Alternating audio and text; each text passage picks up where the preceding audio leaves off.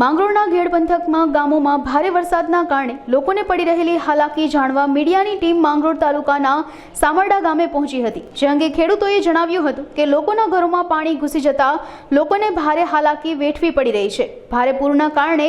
ઘેડ પંથકના અનેક રસ્તાઓનું ધોવાણ થયું છે, તેમજ લોકોને ભારે હાલાકી પડી રહી છે। હાલ ખેડૂતોએ વાવણી કરેલ બિયારણનું ધોવાણ થયું છે, જેથી વાવેતર કરેલ બિયારણ ફેલ ગયા છે, જે અંગે યોગ્ય પગલાં લેવા માટે સ્થાનિકો દ્વારા માંગ કરવામાં આવી રહી છે।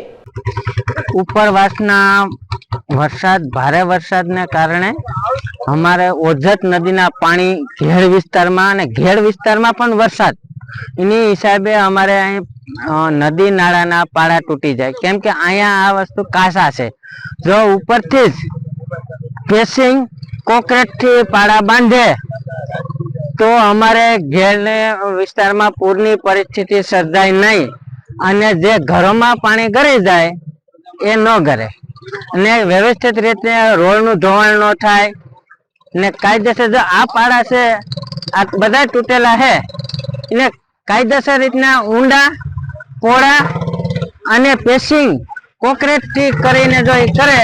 તો વ્યવસ્થિત થાય તો આ ઘેડ વિસ્તાર રહે, બાકી એક દિનના સમયે આ ઘેડ વિસ્તાર નાબૂદ થઈ જાય, કેમ કે ઘેડ વિસ્તારમાં રહેવા વાળું કોઈ નહીં હોય,